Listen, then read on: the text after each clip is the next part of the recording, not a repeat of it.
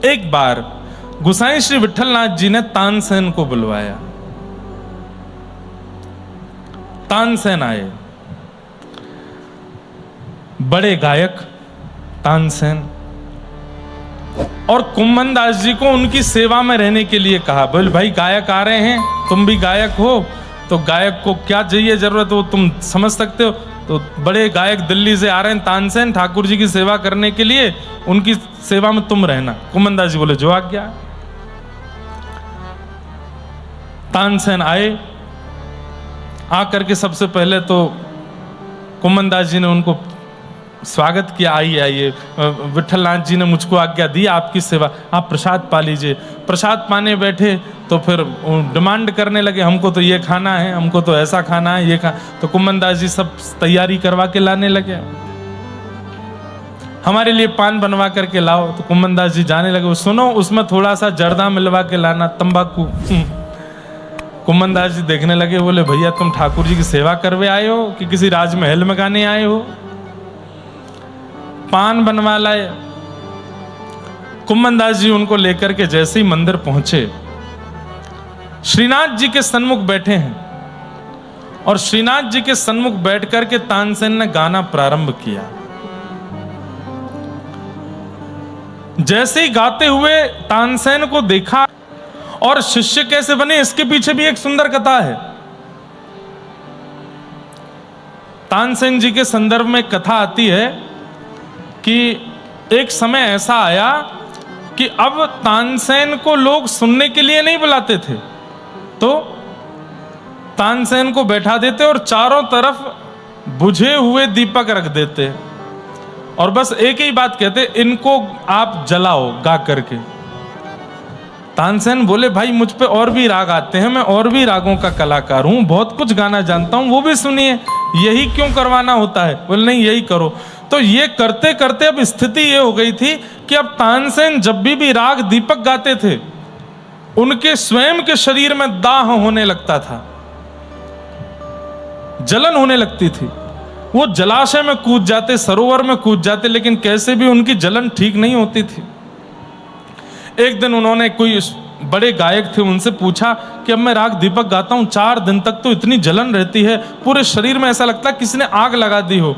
तब उन्होंने कहा कि राग देव तुमसे नाराज हो गए। बोले अब इनको कैसे मनाऊं। बोले ये तो नहीं मानेंगे, लेकिन इसका एक तरीका है। बोले क्या। जब तुम राग दीपक गाओ, उसके बाद कोई और श्रेष्ठ गायक आकर के राग मेघ मल्हार गा दे तुम्हारे सामने बैठ के, तो तुम्हारा दाह ठीक हो जाएगा।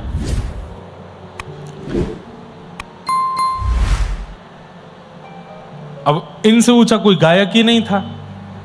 इन्होंने कई बार प्रयास किया गायकों को बुला करके, बोलते मैं दीपक गाऊंगा, जैसे ही मेरे अंग में दाह हो तुम राग मेघ मल्हार गाना।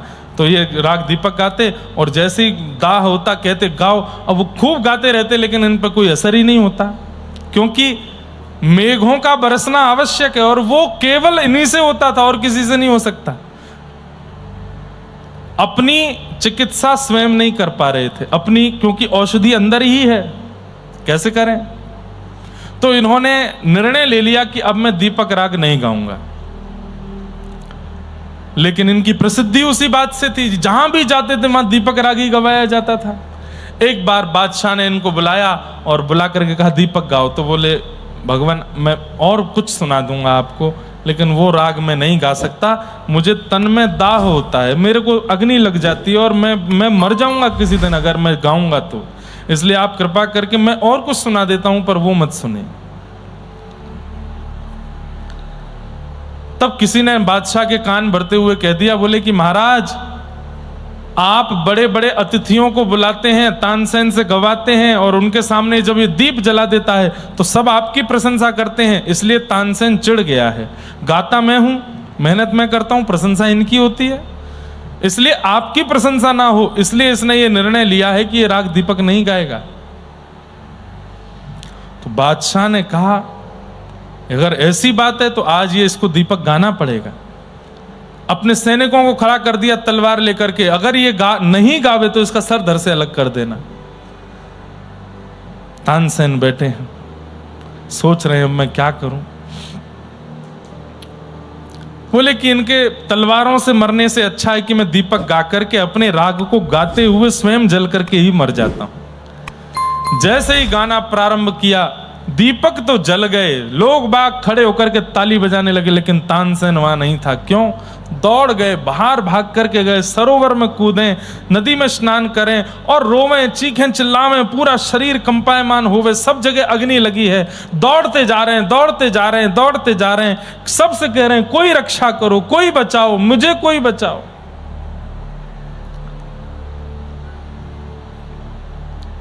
तभी एक जगह ठोकर लगी और आप मूर्छित होकर के गिर पड़े, लेकिन आपके तन में अभी भी वह जलन हो रहा था। तभी वहां दो गोपियां व्रज की, अभी की बात है, तानसेन कितने 500 वर्ष पूर्व होंगे, व्रज की दो ग्वालिन गोपियां वो गोबर थापने के लिए आई थीं।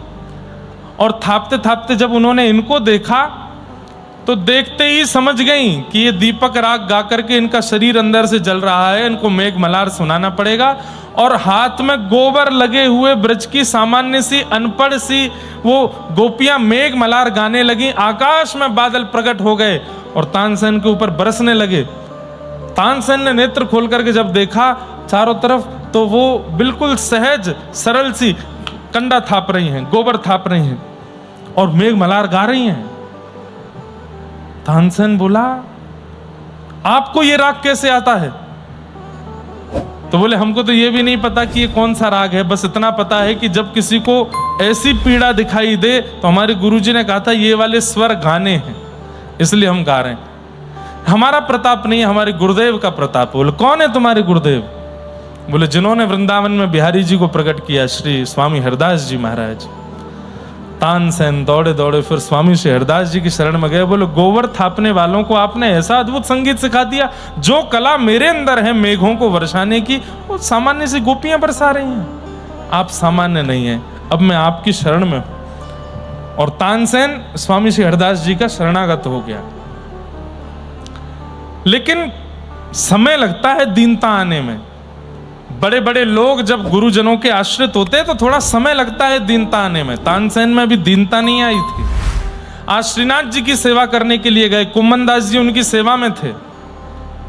सामने बैठ करके जैसे ही राग गाना प्रारंभ किया, अंदर से गोसाई विठलनाथ जी ने देखा गा रहे हैं और बीच बीच में कुम्मन दास जी के हाथ में पीक दान दे रखा था, उसमें पीक दान करते हैं और फिर गाने लगते हैं।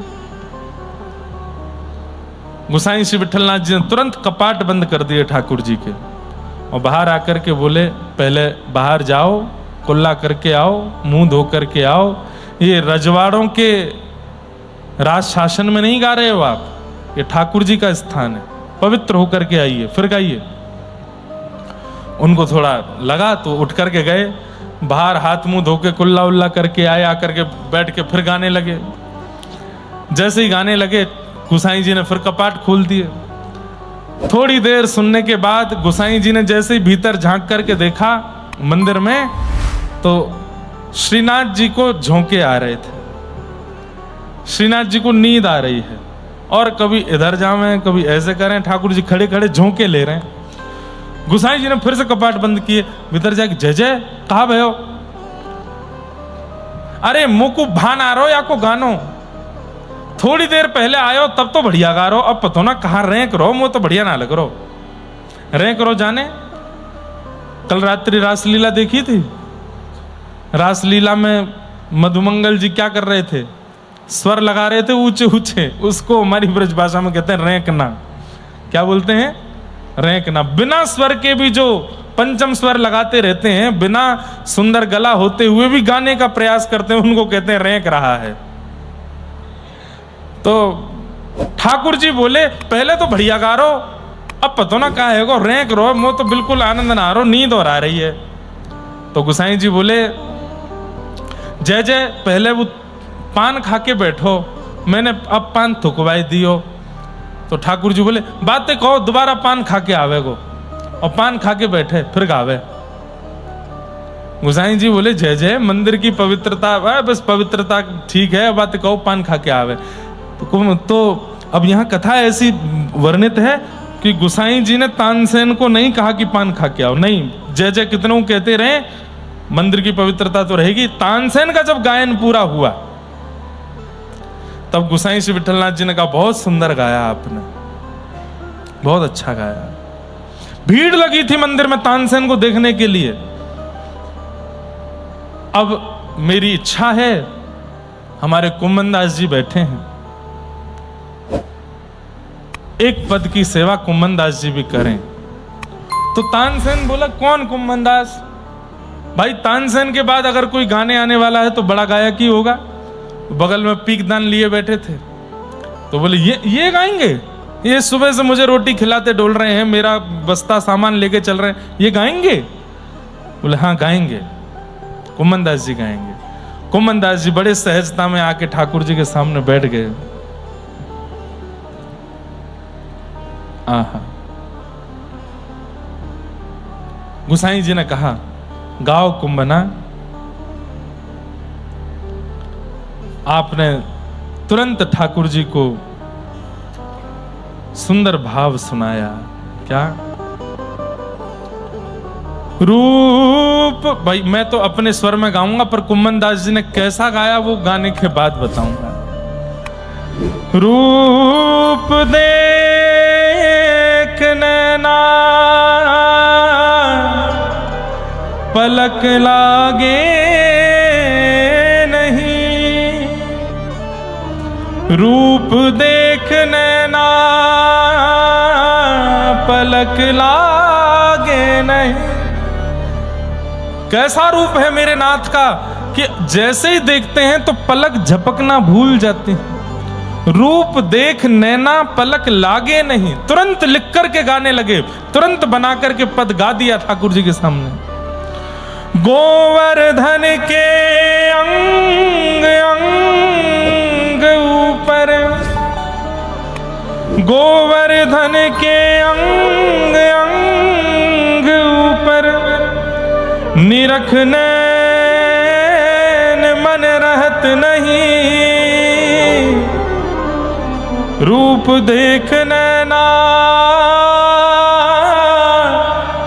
पलक लागे नहीं। कहारी कहूं कछु कहत न आवे, कहारी कहूं कछु कहत न आवे, चित चोरो वे मांग दही। गोपी कह रही है कैसे वर्णन करूं, मैं मार्ग से जा रही थी और रास्ते में खड़े हो गए, दही का दान मांगने लगे। अरे दही का दान मांगने में कितनों दही दे आई? बोले पूरी मटकी दे आई। क्यों? बोले एक हाथ आगे करके मांगो तो मन तो भयो कि सर्वस्व याकू दे दूं, लेकिन मटकी दे करके ही आनो पड़ो। लेकिन कन्हैया जब दोनों हाथ पसार के मांगन लगे ना, अरे सखी मैं कैसे बताऊं, ऐसा मन करे सब दे दूं, नेत्र दे दूं, नासिका दे दूं, सबरो अपनो यौवन दे दूं, जीवन दे दूं। इतनो सुंदर है श्याम सुंदर। कुंभन दास प्रभु के मिलवे की सुंदर बात सखियन सोजू कही।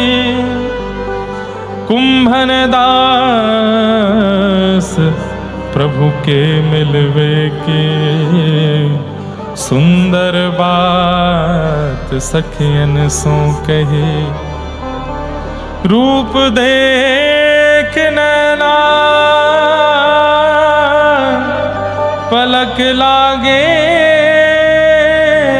नहीं।